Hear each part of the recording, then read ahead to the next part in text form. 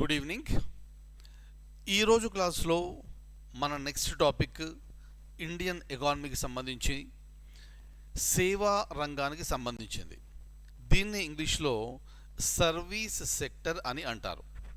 మనకు ఆల్రెడీ తెలుసు, మన ఎకానమీలో primary sector, secondary sector, tertiary sectors అని 3 సెక్టర్లు మనకుంటాయి. ప్రైమరీ సెక్టర్ అంటే వ్యవసాయం అని, సెకండరీ సెక్టర్ అంటే పరిశ్రమలు అని, అలాగే టెర్షరీ సెక్టర్ అంటే సేవా రంగము అని మనం గతంలోనే తెలుసుకున్నాం. ఇక మన సిలబస్కు సంబంధించి ఈ వ్యవసాయము, పరిశ్రమలు, అలాగే సేవా రంగము అన్నీ కూడా మన సిలబస్లో ఇవ్వడం జరిగింది. దానికి సంబంధించి వ్యవసాయాన్ని మనం ఆల్రెడీ డిస్కస్ చేసుకున్నాము, అలాగే పరిశ్రమలను కూడా మనం పూర్తిగా చర్చించుకోవడం జరిగింది.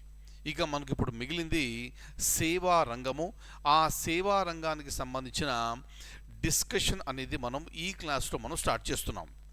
ఇక మనం ముందుకెళ్ళి చూస్తే మనము మాట్లాడుకోబోయే టాపిక్ ఏమిటంటే growth and contribution of service sector in India. అంతే కదా, మనం మాట్లాడుకునేదే ఇండియన్ ఎకానమీ, భారత ఆర్థిక వ్యవస్థ గురించి. కాబట్టి మిగతా ఆర్థిక వ్యవస్థల గురించి మనకు అవసరం లేదు. అయితే ప్రతి దేశంలో ఆర్థిక వ్యవస్థ ఉంటుంది.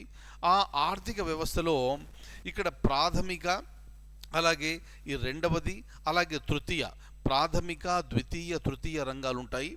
ఈ 3 కూడా కామన్గా ఉంటాయి. ఇక మనం ఇక్కడ మాట్లాడుకునేది భారతదేశానికి చెందిన ఈ తృతీయ రంగము, అదే సేవా రంగము. ఆ అంశాలన్నీ మనం ఈ క్లాసులో డిస్కషన్ అనేది మనం స్టార్ట్ చేద్దాం. ఇక టాపిక్ చూస్తే భారతదేశంలో సేవల రంగము వృద్ధి మరియు సహకారం ఎలా ఉంది. చూడండి, అసలు సేవా రంగము అంటే ఏమిటి? మనం సాధారణంగా పరిశ్రమలు అనగానే మనకు వస్తువులు జ్ఞాపకం వస్తాయి. అంటే ఆ పరిశ్రమలు తయారు చేస్తే అది సిమెంట్ కావచ్చు, ఇటుకలు కావచ్చు, లేదా కొన్ని పరిశ్రమలు తయారు చేస్తే బ్రెడ్, బిస్కెట్ లాంటి ఐటమ్స్ కావచ్చు. వాటిని మనము ముట్టుకుంటాము, వాటిని మనం తాకవచ్చును, వాటిని మనం ఫీల్ కావచ్చు. దాన్ని పరిశ్రమల రంగము అంటాం. కానీ విలువ మనము చెల్లిస్తున్నప్పటికీ కూడా కొన్నింటిని మనము ముట్టుకోలేము, అంటే దట్ కెనాట్ బి టచ్డ్. దాన్ని సేవా రంగము అంటాం. ఉదాహరణ చూడండి, మనకి ఇప్పుడు ట్రాన్స్పోర్టేషన్ సర్వీసెస్ ఉన్నాయి, రవాణా రంగము అంటాం. ఈ రవాణా రంగాన్ని మనం పరిశ్రమల రంగం కాకుండా సేవా రంగం కింద మనం మాట్లాడుతున్నాం. ఎందుకు అనంటే ఇక్కడ ఆ సేవా రంగంలో ఉన్న సేవల్ని మనం పొందుతాము తప్ప దాన్ని అక్కడ ముట్టుకోవడం కానీ ఫీల్ కావడం అని మనం ఏమి చేయలేం. క్లియర్? అందుకే చూడండి, కొన్ని వస్తువులు తయారు అయిన తర్వాత ఆ వస్తువులు తయారైన చోటనే వాటిని అమ్మడం అంటూ కుదరదు. కొన్ని వస్తువుల్ని అక్కడ అమ్మినప్పటికీ మిగతా వస్తువుల్ని తయారు చేయబడ్డ ప్రదేశం నుంచి మరొక చోటికి తరలించవలసి ఉంటుంది. తరలించడము వచ్చింది అంటే అది రవాణా రంగానికి సంబంధించింది. అంటే ఈ ట్రాన్స్పోర్టేషన్ అనేది చాలా చాలా చాలా చాలా మనకి ఇంపార్టెంట్. ఆమె క్లియర్? అలాగే ఇప్పుడు మనకు సాంకేతిక రంగం ఉంది, ఇన్ఫర్మేషన్ టెక్నాలజీకి సంబంధించి. ఉదాహరణకు మనం ఇంటర్నెట్ అనేది మనం వాడుతున్నాం. ఈ ఇంటర్నెట్ అనేది సేవా రంగము అని ఎందుకు అంటున్నాము అంటే ఆ సేవల్ని మనం పొందుతున్నాము, ఆ సేవల్ని మనం అనుభవిస్తున్నాము, ఆనందిస్తున్నాము. కానీ ఆ సేవల్ని మనం ముట్టుకోలేము. Very very very very important one. Clear? So మనకి ఏమి కంటే కనిపించదు, కానీ అక్కడ పని అయిపోతూ ఉంటుంది. దాన్ని సేవా రంగము అంటారు.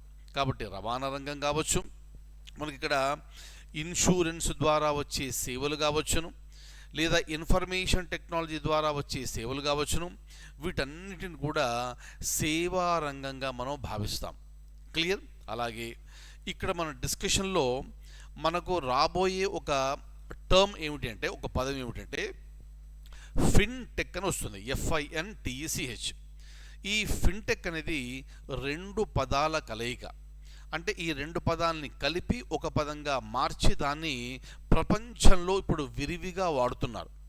ఈ ఫిన్టెక్ అంటే ఏమిటంటే ఎఫ్ఐఎన్ ఫిన్ అంటే ఫైనాన్షియల్, టీసీహెచ్ అంటే టెక్నాలజీ. అంటే ఈ ఫైనాన్షియల్ సర్వీసెస్కు సంబంధించి టెక్నాలజీని మనం వాడుతుంటే దాన్ని ఫిన్టెక్గా మనం అభివర్ణించవచ్చు. ఉదాహరణకు చూడండి, ఇప్పుడు మనం పొందే బ్యాంకింగ్ రంగ సేవలన్నీ కూడా ఈ ఫిన్టెక్ కోవలోకి వస్తాయి. అలాగే ఇప్పుడు మీరు వాడే ఇప్పుడు యూపీఐలు చూడండి, మీరు అది గూగుల్ పే కావచ్చును, లేదా జీపే అంటారు కదా, జీపే కావచ్చును, పేటిఎం కావచ్చును, రైట్. సో ఈ విధంగా ఫోన్పే కావచ్చును. సో ఇటువంటి సర్వీసులన్నీ కూడా ఈ ఫిన్టెక్లోకి వస్తాయి. అంటే ఏం జరుగుతుంది అక్కడ ఒక వ్యవస్థ ఉన్నప్పటికీ అక్కడ ఆ ఫైనాన్షియల్ సర్వీసెస్ అన్నీ కూడా మనము సాంకేతికత ద్వారా పొందుతున్నాము కాబట్టి దాన్ని ఫిన్టెక్ అని మనం అంటాం. Very very very very very important. అందుకని గతంలో చూడండి, డబ్బులు మనం ఒకరికి ఇవ్వాలి అంటే ముందుగా బ్యాంకుకి వెళ్ళి డబ్బు డ్రా తీసుకొని ఆ వ్యక్తి దగ్గరికి వెళ్ళి ఇక్కడ మనం డైరెక్ట్గా అందజేస్తాం. కానీ ఇప్పుడు ఏమవుతుంది, ఈ టెక్నాలజీ ద్వారా మనం గతంలో చేసిన పనులన్నీ కూడా సెకండ్ కంటే తక్కువ టైంలో మన అకౌంట్లోంచి ఆ వ్యక్తి అకౌంట్లోకి వెళ్ళిపోతున్నాయి. మనకేమీ కనిపించదు, కానీ పని అయిపోతుంది. దాన్నే మనం సేవా రంగము అంటాం.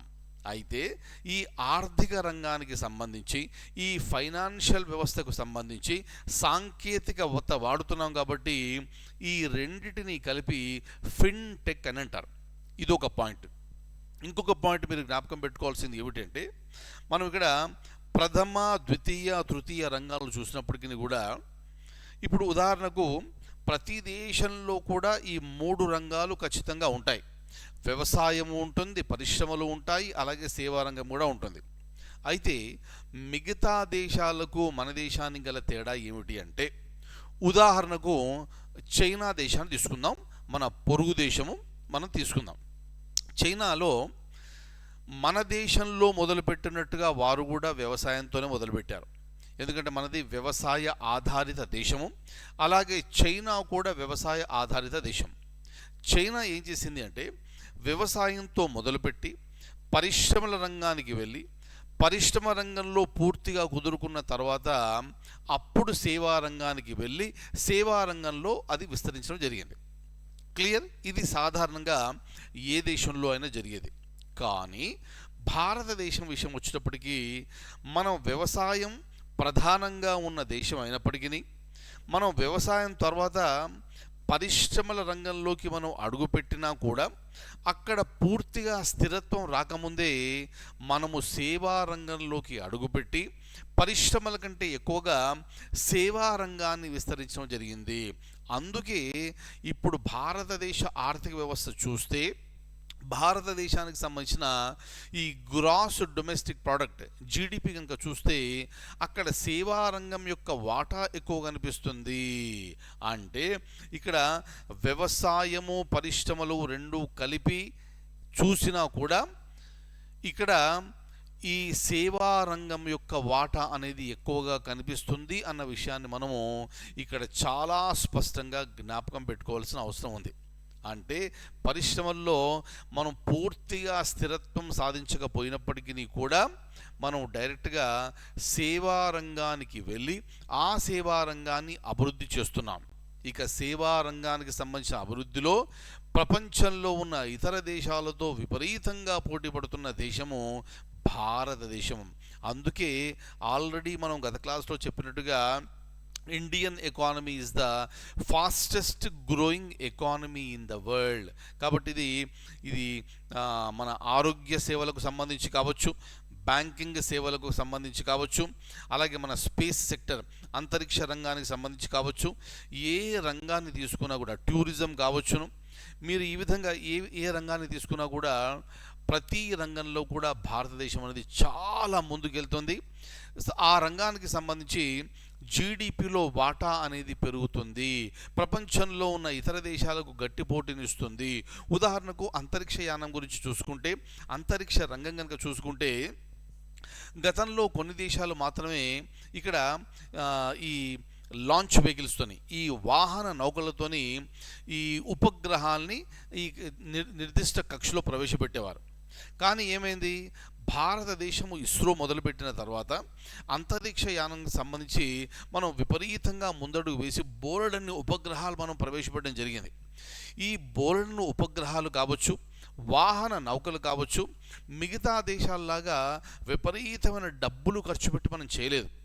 సో వారు పెట్టే ఖర్చు కంటే మనం చాలా తక్కువ ఖర్చు పెట్టి వారితో సమానంగా సమర్థవంతంగా నిర్దిష్ట కక్షలో మనం ఉపగ్రహాల్ని విజయవంతంగా మనం ప్రవేశపెట్టగలుగుతున్నాము.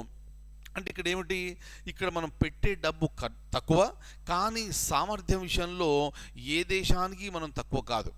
కానీ ఇటువంటి ఉపగ్రహాలు ప్రవేశపెట్టాలి అంతరిక్షంలో అని చాలా దేశాలకు కోరిక ఉంటుంది.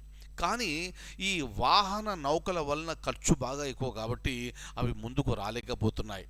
ఇక్కడే భారతదేశం ఒక అద్భుతమైన అడ్వాంటేజ్ తీసుకొని మిగతా దేశాల కంటే తక్కువ ధరతో చవకతో మనం ఇతర దేశాలకు సంబంధించిన ఉపగ్రహాలను కూడా మనం అంతరిక్షంలో ప్రవేశపెడుతున్నాము. అంటే ఈ అంతరిక్ష రంగానికి సంబంధించి, ఉపగ్రహాలకు సంబంధించి ఇతర దేశాలతో సంబంధ బాంధవ్యాలు పెంచుకుంటూ మన ఎకానమీని, మన సేవా రంగాన్ని మనం మరింత పటిష్టంగా చేసుకుంటున్నామన్న విషయాన్ని మనం స్పష్టంగా గ్రహించవలసిన అవసరం ఉంటుంది. అందుకే భారత ప్రభుత్వం అంటే ఖాళీగా ఉండేది కాదక్కడ, బోలెడన్ని పనులు ఉంటాయి. అందుకే బోలెడన్ని మంత్రిత్వ శాఖలు, ప్రతి మంత్రిత్వ శాఖకు ఒక మంత్రి, ఆ మంత్రికి సంబంధించి బోల్డంతమంది గవర్నమెంట్ ఆఫీసర్స్ సహకారం అందిస్తూ మన దేశాన్ని అలా ముందుకు తీసుకువెళ్తున్నారు. క్లియర్? కాబట్టి ఈ విషయాలన్నీ తెలుసుకొని మనం ఎప్పుడు కూడా మన దేశాన్ని అప్రిషియేట్ చేస్తూ మనం ముందుకెళ్ళాలి. ఇక చూడండి, మరి సర్వీస్ సెక్టర్ అని మనం అంటాము. ఈ సర్వీస్ సెక్టర్లు ఏమొస్తాయి అంటే ఇక్కడ గిడ్డంగులు, అలాగే రవాణా సేవలు, అంటే గోదాములు, ఈ రవాణా సేవలు, ఈ రెండు కూడా సేవా రంగంలో ఉంటాయి.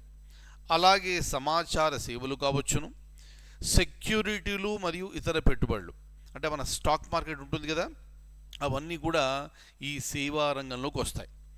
అలాగే వృత్తిపరమైన సేవలు, అంటే ఈ లీగల్ సర్వీసెస్ కావచ్చును, లేదా చార్టెడ్ అకౌంటెంట్ వారు ఇచ్చే సర్వీసెస్ కావచ్చును, ఇవన్నీ కూడా సేవా రంగంలో భాగం. అలాగే వ్యర్థ పదార్థాల నిర్వహణ, అది కూడా సేవా రంగంలో ఒక భాగము. ఆరోగ్య సంరక్షణ మరియు సామాజిక సహాయము, అది కూడా మన సేవా రంగంలో భాగము. అలాగే కళలు, వినోదము, రిక్రియేషన్, ఇవన్నీ కూడా సేవా రంగంలో భాగంగానే మనం గుర్తించవలసి ఉంటుంది. అందుకే చూడండి, సినిమాలు చూస్తారనుకుంటా కదా మీరు, చూడాలి, తప్పేం లేదు. సినిమాలు అప్పుడప్పుడు సినిమాలకు వెళ్ళడం కూడా మనకు వినోదాన్ని అందిస్తాయి. ఆ వినోదము అనేది కూడా సేవా రంగంలో భాగమే. మరి వినోదం ఉచితంగా అందించవచ్చు కదా అంటే ఉచితంగా ఏది రాదు, దయచేసి మనం పాయింట్ జ్ఞాపకం పెట్టుకోవాలి. అయితే ఈ సినిమాలు వినోదాన్ని అందిస్తాయి, దానికి సంబంధించి మనం డబ్బు చెల్లించాల్సిన అవసరం ఉంటుంది. అందుకని మనం టీవీల్లో సినిమాలు చూసినా ఉచితంగా ఏది రాదు. అక్కడ మనం కనెక్షన్ కోసం డబ్బులు పెడతాము, ఒక్కొక్క ఛానల్ గురించి మనం డబ్బులు ఖర్చు పెడతాము. సేవలన్నీ కూడా పేమెంట్ బేసిస్ మాత్రమే. అలాగే చూడండి, తర్వాత కొత్త సినిమాలు రిలీజ్ అయినప్పుడు ప్రభుత్వమే ఆ సినిమాలకు టిక్కెట్ల ధర పెంచుకునే అవకాశాన్ని ఇస్తుంది. మరి ఇచ్చేది వినోదం కదా, పేరుకు సేవారంగం కదా, మరి ఫ్రీగా ఇవ్వచ్చు కదా, లేదా టిక్కెట్ల ధర పెంచకుండా ఇవ్వచ్చు కదా అంటే కుదరదు. అవన్నీ కూడా గవర్నమెంట్ రూల్స్లో ఒక భాగం. కాబట్టి ఆ నిర్మాతలు వెళ్ళి ప్రభుత్వానికి అప్పీల్ చేసుకొని మా సినిమా ఇది, దీన్ని కొన్ని రోజుల వరకు టిక్కెట్ల ధర పెంచుకునే అవకాశాన్ని మాకు ఇవ్వండి అని అడిగినప్పుడు ప్రభుత్వం ఆమోదిస్తే వారు కొన్ని రోజులు, ఒక వారం రోజులు కావచ్చు, 10 రోజులు కావచ్చు, టిక్కెట్ల ధరను పెంచుకొని వారు అమ్ముకునే సదుపాయం ఉంటుంది. ఆమె క్లియర్?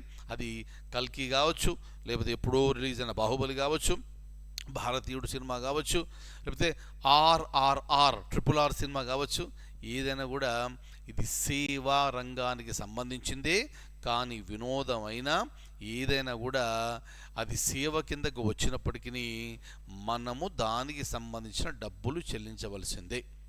ఆమె క్లియర్. అందుకే సినిమాకి వెళ్తాము ఫ్రీగా ఇవ్వండి అంటే కుదరదు. అక్కడ ఆ ఫ్రీ అనేది లేదు, డబ్బులు చెల్లించవలసిందే. అంటే సేవల్ని మనం పొందినప్పుడు దానికి తగిన డబ్బులు చెల్లించవలసిన అవసరం ఉంది. ఆమె క్లియర్. నెక్స్ట్, సో ఈ విధంగా సబ్జెక్టు అర్థం చేసుకుంటూ మనం ముందుకు వెళ్ళాల్సిన అవసరం ఉంది. రైట్. సో ఇక్కడ చూడండి, మనకు ఇక్కడ ఒక ప్రశ్న ఇచ్చాను. ఈ ప్రశ్న తర్వాత ఇంకో ప్రశ్న కూడా ఉంది. ఈ రెండు ప్రశ్నల్ని మనం ఆన్సర్ చేసుకొని మనం ముందుకు వెళ్దాము.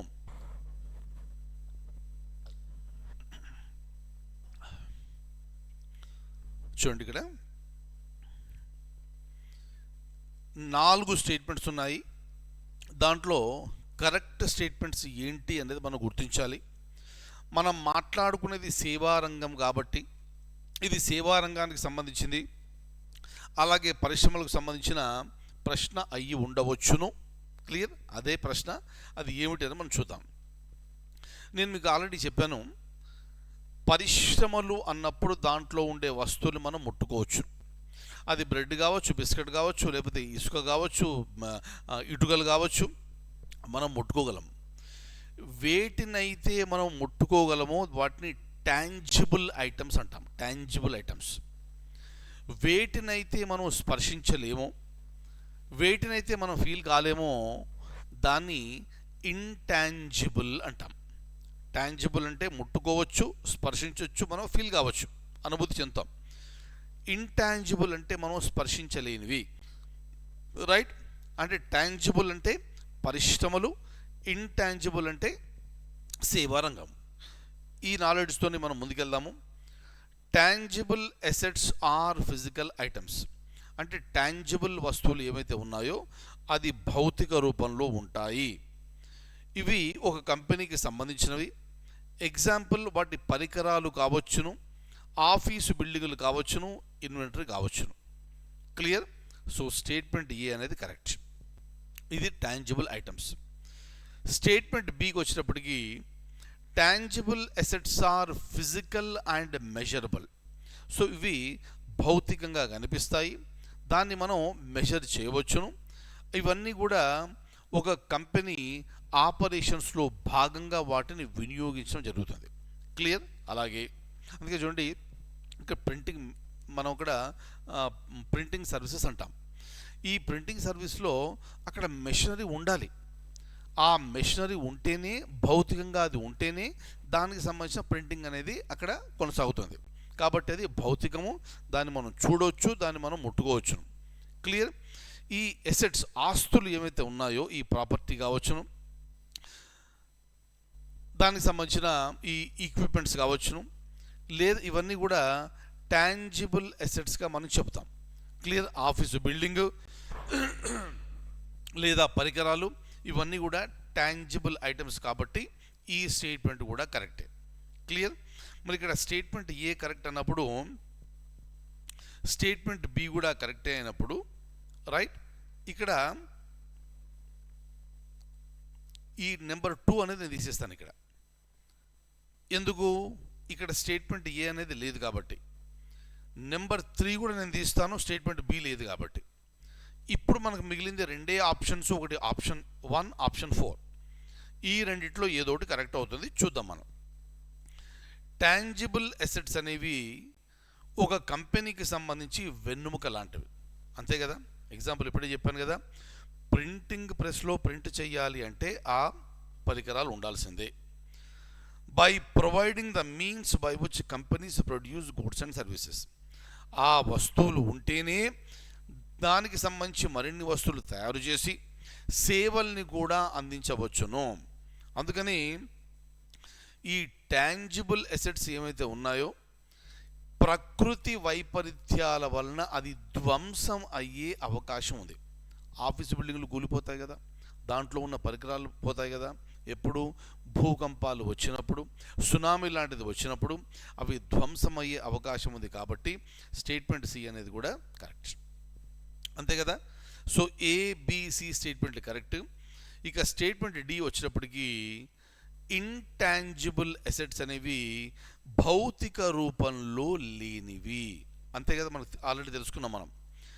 దట్ హ్యావ్ మానిటరీ వాల్యూ, కానీ అది మనకు కనిపించకపోయినప్పటికీ కూడా దానికి సంబంధించిన చెల్లింపులు అనేవి చేయవలసిందే. Because they represent potential revenue and include patents, copyrights and companies brand. వీటన్నిటిని దృష్టిలో పెట్టుకొని అక్కడ మనము చెల్లింపులు అనేవి ఖచ్చితంగా చేసి తీరవలయును. ఆమె క్లియర్? కాబట్టి మనకు ఇక్కడ ఉన్న 4 స్టేట్మెంట్లలో 4 స్టేట్మెంట్స్ కరెక్టే. కాబట్టి ఆన్సర్ వచ్చేసి ఆప్షన్ 4గా మనం గుర్తించవలసి ఉంటుంది. ఇది కరెక్ట్ ఆన్సర్ వచ్చేసింది కదా.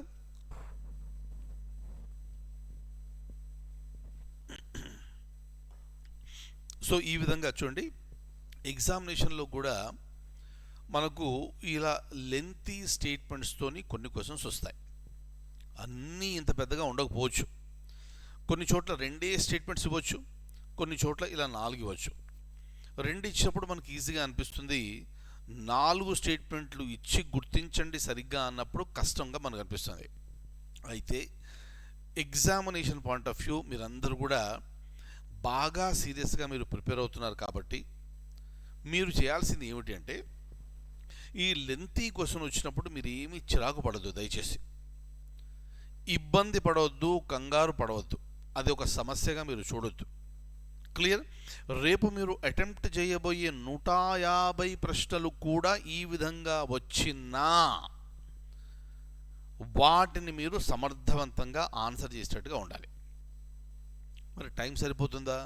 టైం సరిపోకపోవచ్చును, కానీ మీకేం బాధ లేదు. ఇక్కడ మీరు ఎన్ని అటెంప్ట్ చేసినా కూడా, సో 110, 120, 130 వరకు ఎన్ని చేసినా కూడా ఆ 130 వరకు చాలా జాగ్రత్తగా చేయాల్సిన అవసరం ఉంటుంది. క్లియర్? కాకపోతే వారు ఇచ్చే పేపర్ ఎప్పుడు కూడా 150 నిమిషాల్లో అయిపోయేటట్టుగానే ఉంటుంది. అందుకని కొన్ని క్వశ్చన్స్ మనకు లెంతీగా ఉన్నా, కొన్ని క్వశ్చన్స్ మనకు చిన్నగా ఉంటాయి. కానీ నా సజెషన్ ఏంటంటే, మీకు ఇక్కడ ఓపిక పెరగాలి, మీ సమర్థత అనేది పెరగాలి. కాబట్టి క్వశ్చన్ పెద్దగా వచ్చినా కూడా ఆ క్వశ్చన్ మొత్తాన్ని చదివి సరైన సమాధానాన్ని గుర్తించే స్టేజ్కి మీరు రావాలి అని నేను కోరుకుంటున్నాను. అప్పుడే మీకు మార్కులు ఎక్కువ వస్తాయి, అప్పుడే మీరు కోరుకున్న సర్వీసు మీకు వస్తుంది. ఆమె క్లియర్? నెక్స్ట్, సో అయిపోయింది కదా ఇది. నెక్స్ట్ ఇంకో క్వశ్చన్ ఏమిటంటే, ఈ క్రింది వాణిలో సేవా రంగంలో భాగం కానివి ఏవి అన్నాడు. చూడండి, ఇక్కడ కూడా ఈ నాట్ అనే పదం ఎక్కడైతే వచ్చిందో అక్కడ you should be very very very careful. Which of the following is are not part of the service sector. చూద్దాం, నాట్ పార్ట్ అన్నాడు. హెల్త్ సర్వీస్ సెక్టరే కదా, కరెక్ట్. ఇన్ఫర్మేషన్ టెక్నాలజీ సర్వీస్ సెక్టరే కదా. మరి ఆఫీస్ బిల్డింగ్ వచ్చేసి ఏమిటది? అది పరిశ్రమలకు సంబంధించింది. అంటే ఇది డెఫినెట్గా సేవా రంగానికి సంబంధించింది కాదు, పరిశ్రమలో భాగంగా, ఇండస్ట్రీలో భాగంగా మనం చెప్తాం. ఇప్పుడు చూడండి, మనం ఆప్షన్స్కి వెళ్ళిపోదాము. ఇక్కడ ఆప్షన్ 1లో AB 2 ఇచ్చాడు, కానీ AB 2 కూడా మనకు సేవా రంగానికి సంబంధించినవి. మనల్ని అడిగిన ప్రశ్న ఏమో సేవా రంగానికి సంబంధించినవి కానివి ఏది అన్నాడు. కాబట్టి ఈ ఆప్షన్ 1 అనేది మనకు కరెక్ట్ కాదు. అలాగే ఇక్కడ మనం నెక్స్ట్ చూసుకుంటే ట్రాన్స్పోర్టేషన్ ఉంది. ఇక్కడ ట్రాన్స్పోర్టేషన్ ఉంది. ట్రాన్స్పోర్టేషన్ అంటే ఏమిటిది? సేవా రంగము, రవాణా రంగం. కాబట్టి డి ఎక్కడైతే ఉంటుందో అది కరెక్ట్ కాదు అని మనకు తెలిసిపోయింది. Is that clear? Very very very very important. ఇక ఇన్సూరెన్స్, ఇది కూడా సేవా రంగానికి సంబంధించిందే. కాబట్టి ఈ అనేది ఎక్కడైతే ఉంటుందో అది మన ఆన్సర్ కాదు. ఇక మిగిలింది ఏమిటి మనకు?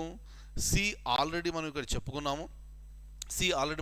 కాబట్టి ఇక్కడ సి అండ్ ఎఫ్ అనేది కరెక్ట్గా మన ఆన్సర్. అంటే ఆ చివర్లో ఉన్న ఈక్విప్మెంట్ అనేది మీరు చదవకపోయినా కూడా ఈ ఎలిమినేషన్ ప్రాసెస్లో మీరు వెళ్తే ఈ సమాధానాన్ని మీరు చాలా సులువుగా మీరు గుర్తించే అవకాశం ఉంది. క్లియర్? కాకపోతే ఏ రంగాలు పరిశ్రమ రంగాల్లో వస్తాయి, ఏ రంగాలు సేవా రంగంలో ఉంటాయి అన్న విషయాన్ని మీరు స్పష్టంగా తెలుసుకోవలసిన అవసరం ఉంది. ఆమె క్లియర్? సో ఈ విధంగా మీరు ప్రాక్టీస్ చేస్తూ పోతే మీరు ఎగ్జామ్లో అద్భుతంగా మీరు సమాధానాలు గుర్తించవచ్చును. That's it. ఆమె క్లియర్? కాకపోతే ఇక్కడ మనకు కావాల్సింది ఏమిటి? పొరపాటున సేవా రంగానికి సంబంధించినవి అని కనుక మీరు అర్థం చేసుకుంటే ఇక్కడ మళ్ళీ తేడా వస్తుంది. కాబట్టి ప్రశ్న జాగ్రత్తగా చదవాలి, జాగ్రత్తగా అర్థం చేసుకోవాలి.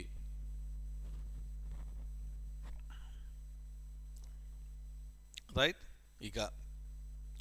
ఇక భారతదేశాన్ని కనుక చూస్తే మన దేశంలో వైవిధ్యం అనేది, అలాగే డైనమిజం అనేది అద్భుతంగా మన ఆర్థిక వ్యవస్థలో కనిపిస్తుంది. అందుకనే India is considered to be the fastest growing economy in the world. Clear? అలాగే ఈ సేవా రంగానికి సంబంధించి జీడిపిలో వాటా అనేది గణనీయంగా పెరుగుతుంది. అలాగే ఈ సేవలు అనేవి వ్యక్తులకు అందించబడుతున్నాయి, వ్యాపారాలకు అందించబడుతున్నాయి, అలాగే ప్రభుత్వాలకు కూడా అందించబడుతున్నాయి. అంతే కదా, ఈ టెక్నాలజీ అనేది, ఇన్ఫర్మేషన్ టెక్నాలజీ అనుకోండి, అది మనకు యూజ్ అవుతుంది, బిజినెస్ చేసేవారికి యూజ్ అవుతుంది, ప్రభుత్వానికి కూడా యూజ్ అవుతుంది. అంటే సేవా రంగం అనేది ప్రతి ఒక్కరికి, ఇటు ప్రజలకు, ఇటు వ్యాపార సంస్థలకు, అలాగే ప్రభుత్వానికి కూడా అద్భుతంగా ఉపయోగపడుతుందన్న విషయాన్ని మనము ఇక్కడ క్లియర్గా గ్రహించవలసిన అవసరం ఉంది. అలాగే సేవా రంగానికి సంబంధించి ఈ అభివృద్ధి ఇలా జరగడం వలన లక్షలాది మందికి ఉపాధి అవకాశాలు, ఉద్యోగ అవకాశాలు వస్తున్నాయి. ఆమె క్లియర్? అందుకే ఫర్ ఎగ్జాంపుల్ చూడండి, ఇప్పుడు మనకు జొమాటో ఉంది, స్విగ్గీ ఉంది. క్లియర్? అలాగే మనకు క్యాబ్ సర్వీసెస్ చూసుకుంటే ఈ ర్యాపిడో కావచ్చు, ఓలా కావచ్చు, ఊబర్ కావచ్చు, బోల్డ్ అని సర్వీసులు ఉన్నాయి. ఇక్కడ ఏమవుతుంది, ఈ సేవారంగం అభివృద్ధి చెందడం వలన బోల్డంత మందికి ఉద్యోగ అవకాశాలు వస్తున్నాయి. ఉదాహరణకు బాగా చదువుకున్నాడు అబ్బాయి, కానీ జాబ్ లేదు. అప్పుడు ఏమవుతుంది, అట్లీస్ట్ తన అవసరాల కోసం డబ్బు సంపాదించుకోవడానికి స్విగ్గీలోనూ జొమాటోలోనూ జాయిన్ అవుతాడు. అయి అక్కడి నుంచి ఒక వ్యక్తికి, అంటే మనకు ఇక్కడ నుంచి ఒక ఆర్డర్ చేస్తాం, హోటల్ ఎక్కడో ఉంది, అక్కడికి వెళ్ళి మనం తినడమో, లేకపోతే మనం ఇక్కడ నుంచి అంత దూరం వెళ్ళి అక్కడి నుంచి ప్యాక్ చేసుకొని వచ్చి తినడమో, వీటన్నిటి బదులు ఈ జొమాటో యాప్ను, స్విగ్గీ యాప్ ఓపెన్ చేసి మనకు ఏ రెస్టారెంట్ నుంచి కావాలో ఆ రెస్టారెంట్ నుంచి, ఏ ఫుడ్ కావాలో ఆ ఫుడ్ని ఆర్డర్ చేసుకుంటే అక్కడ ఆ రెస్టారెంట్ వాళ్ళు మనకు పంపిస్తారు. ఇక్కడ ఆ రెస్టారెంట్కు మనకు లింక్ ఏమిటి అంటే, ఆ రెస్టారెంట్కు మనకేం సంబంధం లేదు, మధ్యలో ఉండే స్విగ్గీ లేదా జొమాటో వాళ్ళకి సంబంధించింది.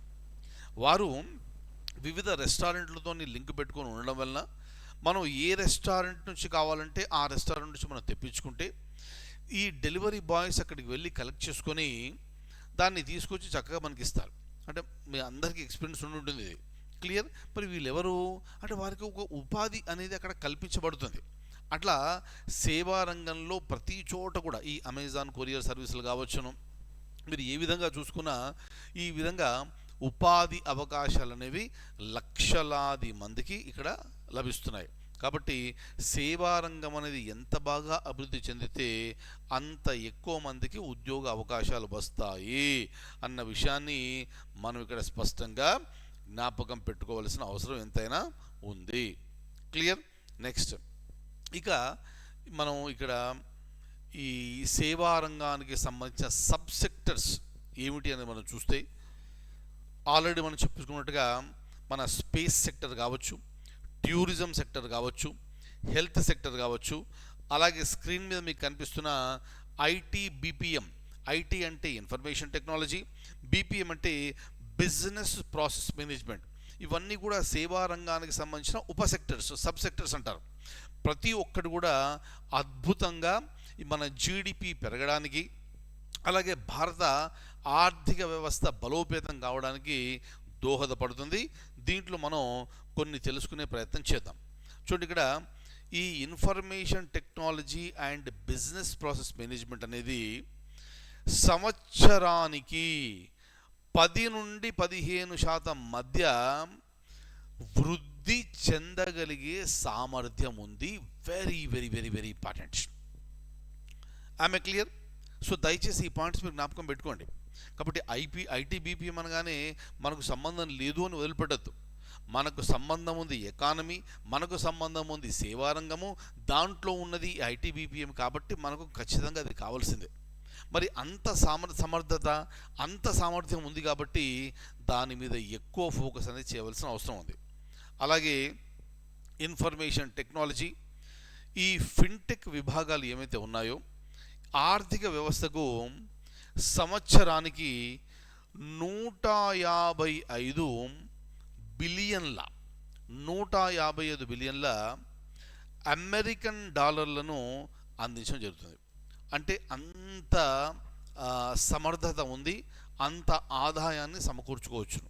క్లియర్? అలాగే ఇక దీర్ఘకాలంగా మనం చూస్తే ఇన్ఫర్మేషన్ టెక్నాలజీ కావచ్చును, ఇన్ఫర్మేషన్ టెక్నాలజీ ఎనేబుల్డ్ సర్వీసెస్, దీన్ని ఐటీఈఎస్ అంటారు. ఐటీఎస్ గురించి మనం నెక్స్ట్ క్లాస్లో మళ్ళీ మనం చెప్పుకుంటాం సపరేట్గా. ఇక్కడ మనకు కావాల్సింది ఏమిటంటే ఈ ఇన్ఫర్మేషన్ టెక్నాలజీ ఎనేబుల్డ్ సర్వీసెస్, వీటికి సంబంధించి విలువ బాగా పెరిగిపోయింది. సో ఇవన్నీ కూడా వాల్యూ ఎడిషన్ అంటాం. ఫర్ ఎగ్జాంపుల్ చెప్తాను మీకు. ఫర్ ఎగ్జాంపుల్ చూడండి, మీరు అందరూ మొబైల్స్ వాడుతున్నారు చక్కగా. అంటే నేను కూడా వాడుతున్నాను, అందరం వాడుతున్నాం, ప్రపంచంలో ప్రతి ఒక్కరు మొబైల్ వాడుతున్నారు. దాన్ని మనం ప్రతి నెల రీఛార్జ్ చేయించుకుంటాం. క్లియర్? మరి అలా రీఛార్జ్ చేసుకున్నప్పుడు అక్కడ ఏమవుతుందంటే ఆ నెలకు సంబంధించి అంటే 28 days దానికి సంబంధించి మనం అవుట్ గోయింగ్ కాల్స్ చేసుకోవచ్చు, తర్వాత ఎస్ఎంఎస్లు పంపుకోవచ్చును. ఆ ఫెసిలిటీస్ అన్నీ ఉన్నాయి, మీకు తెలుసు. అయితే ఇక్కడ మనకు వచ్చిన లిమిటేషన్ ఏంటంటే ఆ 1 monthలో మనం వాడుకునే డేటా ఏదైతే ఉందో ఆ డేటాను ప్రతిరోజు ఎంత వాడుకోవచ్చు అనేది వాళ్ళు డివైడ్ చేస్తారు కదా. అందుకని మనం ఫర్ ఎగ్జాంపుల్ 2 GB అంతకంటే ఎక్కువ వాడలేమో అనుకుందాం ఫర్ ఎగ్జాంపుల్ ఒక రోజులో, రైట్. కానీ కొన్ని కారణాల వలన ఒక రోజు మనం ఇక్కడ డౌన్లోడ్ చేసుకోవడమో అప్లోడ్ చేసుకోవడం ఎక్కువ కావడం వలన 2 GB దాటిపోయింది. మరి ఎలా? ఇక తర్వాత పంచేది ఆ రోజుకి మనం నెక్స్ట్ డే వరకు వెయిట్ చేయాలి, కానీ వెయిట్ చేయలేం. అటువంటప్పుడు మనం ఏం చేస్తామంటే ఈ వాల్యూ యాడెడ్ సర్వీస్లో భాగంగా ఆ జియో కావచ్చు, ఎయిర్టెల్ కావచ్చు, టాటా వాళ్ళు కావచ్చును, ఎవరైనా కావచ్చును, వాళ్ళు ఏం చేస్తారంటే 10 రూపాయలు చెల్లించండి, ఈ రోజుకు 2 GB ఉచితంగా పొందండి అంటాడు. ఉచితం అంటాడు, 10 రూపాయలు చెల్లించండి అంటాడు. క్లియర్? అంటే ఇదేంటంటే మనం మళ్ళీ మొత్తం నెలకు సంబంధించిన అమౌంట్ కట్టవలసిన అవసరం లేకుండా ఆ రోజుకు మనకు ఒక 2 GB డేటా కావాలి కాబట్టి 10 రూపాయలు చెల్లిస్తే సరిపోతుంది. దీన్నే వాల్యూ ఎడిషన్ అంటాం. ఈ వాల్యూ ఎడిషన్ ద్వారా సేవా రంగం అనేది మరింత అభివృద్ధి చెందే అవకాశం ఉంది. Very very very very important. ఇవన్నీ కూడా మన రోజువారీ జీవితంలో, మన దైనందిన జీవితంలో ఇవన్నీ మనం ఎదుర్కొనేవే. జాగ్రత్తగా మీరు గమనించాల్సిన అవసరం ఉంది. అలాగే ఈ ఐటీకి సంబంధించి ఇక్కడ సిఏజిఆర్ అనేది 8.3%గా మనకు గ్రోత్ పెరుగుదల కనిపిస్తుంది. ఎప్పుడు 21 నుంచి 26 వరకు, 2021 నుంచి 2026 వరకు ఈ విధంగా గ్రోత్ ఉంది. మరి సిఏజిఆర్ అంటే ఏంటంటే కాంపౌండెడ్ యాన్యువల్ గ్రోత్ రేట్. ఈ విధంగా చూసుకుంటే 2026 చివరికి రాసుకోండి దయచేసి. ఈ ఐటీకి సంబంధించి 20.5 బిలియన్ US డాలర్ల వాల్యుయేషన్ ఉంది మనకు అక్కడ. Very very very very very important. Clear? అలాగే ఇంకొక ముఖ్యమైన విషయం మనం గమనించాల్సింది ఏమిటంటే మనకు ఐటీ కావచ్చును, ఈ సేవా రంగంలో ఏదైనా కూడా నైపుణ్యాలను మెరుగుపరుచుకోవడం అనేది చాలా ముఖ్యం. ఎస్పెషల్లీ మీరు ఇన్ఫర్మేషన్ టెక్నాలజీలు చూస్తారు, సాఫ్ట్వేర్లు చూస్తుంటారు. అద్భుతమైన జాబ్ ఉంది అని చెప్పే ఒక వ్యక్తి సడన్గా ఆ జాబ్ కోల్పోతాడు. మరి ఆ కంపెనీకి దయ లేదా, జాలి లేదా? ఇంత నిర్దాక్షిణ్యంగా వ్యవహరిస్తే ఎలా అని అనుకుంటాం కదా. కానీ చూడండి, ఇక్కడ అవి ప్రైవేట్ సంస్థలు. ప్రైవేట్ సంస్థలు ఎప్పుడు కూడా నిర్దాక్షిణ్యంగానే ఉంటాయి. అంటే ఒక వ్యక్తి సమర్థవంతంగా బాగా పనిచేస్తున్నప్పుడు, నైపుణ్యాలని రోజు మెరుగుపరుచుకుంటూ, మార్కెట్లో కొత్త టెక్నాలజీ వచ్చినప్పుడు దాన్ని నేర్చుకొని ఆయన ముందుకు వెళ్తూ ఉంటేనే ఆ వ్యక్తికి ఆ ఉద్యోగం అనేది ఉంటుంది. మీరు చూసుంటారు, ఊడిన ఉద్యోగాలు అని పేపర్లో మనం చూస్తాం, గొల్లుమన్న సాఫ్ట్వేర్ ఉద్యోగులు అని మనం చూస్తాం.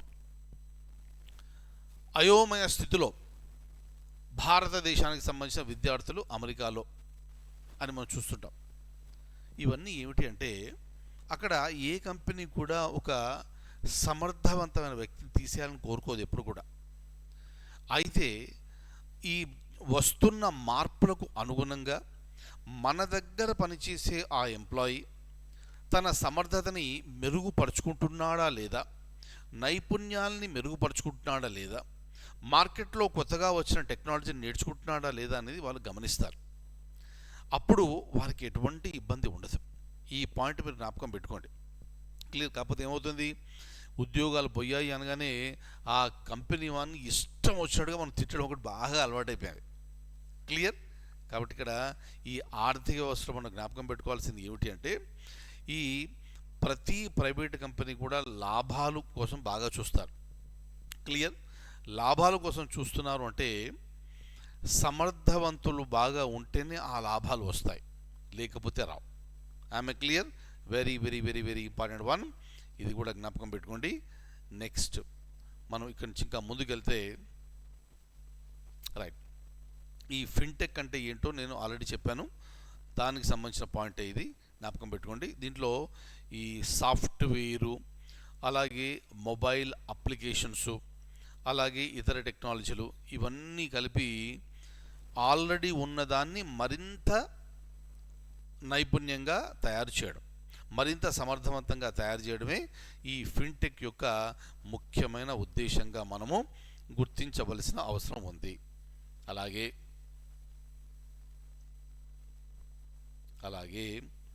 నెక్స్ట్ మనం ముందుకెళ్తే ఆరోగ్య సేవలు. ఆరోగ్య సేవలకు సంబంధించి ఇక్కడ మనం ఒక ముఖ్యమైన విషయం జ్ఞాపకం పెట్టుకోవాలి. ఆరోగ్యమే మహాభాగ్యం. నేనేం కొత్తగా చెప్తున్నాను, ఇది మనం పుట్టినప్పటి నుంచి మనం వింటున్నాం. ఇది హెల్త్ ఈజ్ వెల్త్ అని. ఆరోగ్యమే మహాభాగ్యం అంటే ఏమిటంటే, మనం ఈ భాగ్యాన్ని పొందాలి అంటే ముందుగా మనం పని చేయాల్సిందే. కూర్చుంటే ఏది కాదు. సో పని చేయాలి, రైట్? సో పని చేస్తూ సంపాదిస్తుంటేనే అప్పుడు జీవితము చక్కగా ముందుకెళ్తుంది. మరి పని చేయాలంటే ముఖ్యంగా కావాల్సింది ఏమిటంటే ఆరోగ్యం. అందుకే ఆరోగ్యాన్ని చాలా జాగ్రత్తగా మనం చూసుకోవాల్సిన అవసరం ఉంది. కారణాలు ఏమైనా కావచ్చు, ప్రతి వ్యక్తికి దాదాపుగా ఏదో ఒక ఆరోగ్య సమస్య అనేది ఉంది. ఇక్కడ కోవిడ్ అనేది మనం ఊహించామా? అది వచ్చేసింది, బోల్డంత మందిని అటాక్ చేసింది, బోల్డంత మంది ఆరోగ్యాలు పాడయ్యాయి, కొన్ని లక్షల మంది పాపం చనిపోవడం జరిగింది. అంతేకాకుండా మనం కనిపించేవి ఇక్కడ ఈ డయాబెటీస్ అని చెప్పేసి, బ్లడ్ ప్రెషర్ అని చెప్పేసి, రకరకాల క్యాన్సర్లు, బోలెడన్ని వ్యాధులు సంక్రమిస్తున్నాయి.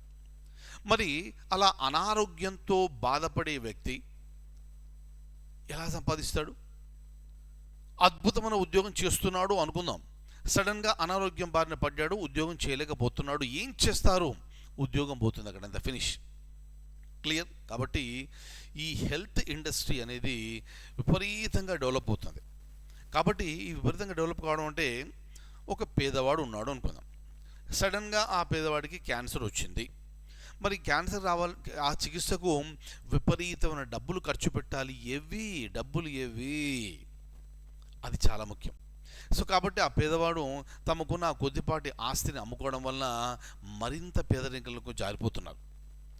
సో దీనివలన 6 కోట్ల మంది వ్యక్తులు ఆరోగ్యాన్ని పరీక్షించుకోవడానికి తమ ఆస్తులు అమ్మడం వలన వారు మరింత పేదరికంలోకి వెళ్ళిపోతున్నారు. మరి అప్పుడు ఏం చేయాలి? ప్రజల ఆరోగ్యాన్ని కాపాడాలి అంటే ఆరోగ్య సేవలు అందించాలి, కానీ దానికి ప్రభుత్వం తోడ్పాటు అందించాలి. అందుకని ఇక్కడ చూడండి, ఇక్కడ ఆయుష్మాన్ భారత్ అనే ఒక ప్రోగ్రామ్ని భారత ప్రభుత్వం తీసుకొచ్చింది. అలాగే మనం రాష్ట్రాల్లో మనం చూస్తుంటాము ఆరోగ్యశ్రీ పథకాలు అంటారు. దాని ద్వారా ఏమవుతుంది, కొన్ని రాష్ట్రాల్లో ఒక వ్యక్తికి, ఒక కుటుంబానికి సంవత్సరానికి 5 లక్షల వరకు ఉచిత వైద్యము, కొన్ని రాష్ట్రాల్లో అయితే 10 లక్షల వరకు ఉచిత వైద్యము, కొన్ని రాష్ట్రాల్లో అయితే 15 లక్షల వరకు ఉచిత వైద్యము. ఇవన్నీ అందిస్తే ప్రజల ఆరోగ్యాన్ని కాపాడుకుంటే ఆ సేవా రంగం మరింత విస్తృతమవుతుంది అనేది ఇక్కడ ముఖ్యమైన ఉద్దేశము. Very very very very important. కాబట్టి ఇక్కడ పూర్తిగా ప్రైవేటు వారిపైన ఆధారపడితే అది పేదవారికి ఆ ఆరోగ్య ఫలితం అనేది దక్కదు. కాబట్టి ఈ హెల్త్ కేర్ సిస్టంలో ప్రభుత్వం కూడా ఒక ముఖ్యమైన భూమిక పోషించవలసి ఉంటుంది. ఈ విషయాన్ని మనం తెలుసుకోవాలి. అలాగే పర్యాటక రంగం చూస్తున్నాం కదా మనం తెలంగాణలో బోలెడన్ని ప్రదేశాన్ని పర్యాటక రంగాలుగా గుర్తిస్తున్నారు. ఆంధ్రప్రదేశ్లోని బోలెడన్ని ప్రదేశాన్ని పర్యాటక రంగాలుగా గుర్తిస్తూ ఆ పర్యాటక రంగాల గురించి ఇతర రాష్ట్రాల్లో అడ్వర్టైజ్మెంట్ ఇస్తూ ఆ రాష్ట్రాల నుంచి మన రాష్ట్రాలకు ఈ సందర్శకులు వచ్చే విధంగా మనం చేసుకుంటున్నాము. ఇది ప్రతి రాష్ట్రం చేస్తుంది. అంటే ఈ టూరిజం ద్వారా, ఈ పర్యాటక రంగం ద్వారా సందర్శకులు ఎక్కువగా రావడం వలన రెవెన్యూ అనేది బాగా పెరుగుతుంది. కేవలం మన దేశంలో ఉన్నవారే మన రాష్ట్రాలకు విచ్చేయడం కాకుండా ఇతర దేశాల్లో ఉన్నవారు కూడా, అంటే విదేశీయులు కూడా మన దేశాలకు వచ్చి, మన రాష్ట్రాలకు వచ్చి మన ఈ పర్యాటక స్థలాల్ని వారు సందర్శిస్తే విపరీతమైన రాబడి వస్తుంది. ఆ టూరిజం ఇండస్ట్రీ అనేది సేవా రంగానికి సంబంధించింది. ఆ టూరిజంకి సంబంధించి మనకి ఇక్కడ సపరేట్ మంత్రిత్వ శాఖలు ఉన్నాయి. ఈ టూరిజం రంగాన్ని పెంపొందించుకునే అక్కడ ఉపాయాలు మనకున్నాయి. Very very very very very important. అలాగే ఈ టూరిజం రంగంలో అత్యధికంగా మహిళలు పనిచేస్తున్నారు అని చెప్పడంలో మనము గర్వించవచ్చును. Clear? Very very important one. అందుకే చూడండి, 2028 నాటికి భారతదేశ జీడిపికి పర్యాటక పరిశ్రమ నుండి వచ్చే ఆదాయము $512 బిలియన్ల. అలాగే 2029 నాటికి 53 మిలియన్ల ఉద్యోగాలు వస్తాయి కేవలం పర్యాటక రంగాన్ని అభివృద్ధి చేయడం వలన. అందుకే దేశంలో ఉన్న ప్రతి రాష్ట్రం కూడా పర్యాటక రంగం మీద దృష్టి బాగా పెడుతున్నాయి, మన తెలుగు రాష్ట్రాలతో సహా. ఆమె clear? Very very very very important. అందుకనే ఈ కస్టమర్స్ సంబంధించి ఆ ఫెసిలిటీస్ అనేది బాగా ఇంప్రూవ్ చేయడం జరిగింది. ఇక్కడ మనం జ్ఞాపకం పెట్టుకోవాల్సింది ఏంటంటే, విదేశాల నుంచి పర్యాటకుల్ని ఆకర్షించాలి అంటే ఈ వీసా అనేది ఒకటి ఉంటుంది, అనుమతి తీసుకోవడం. తెలుసు కదా మీకు? ఆ అనుమతులు కనుక క్లిష్టతరంగా ఉంటే ఎవరు రారు. అందుకే చాలా దేశాల నుంచి ప్రజల్ని మనం ఆన్ అరైవల్ వీసా మీద మనం అనుమతిస్తున్నాం. అంటే టికెట్ కొనుక్కొని వారు వచ్చేసి ఇక్కడ విమానాశ్రయాల్లో ఇమిగ్రేషన్ ఆ ప్రాసెస్ అంతా చేసుకొని వారు భారతదేశంలో ఉండొచ్చు. క్లియర్? ఈ పర్యాటక ప్రదేశాలన్నిటి కూడా వారు ఎంతకాలం అయితే పర్మిషన్ ఇచ్చారో ఆ లోపల సందర్శించుకొని చక్కగా వారు వెనక్కి వెళ్ళిపోవచ్చు. అలా విదేశీయులు కనుక ఎక్కువగా వస్తే ఎక్కువ ఆదాయం వస్తుంది.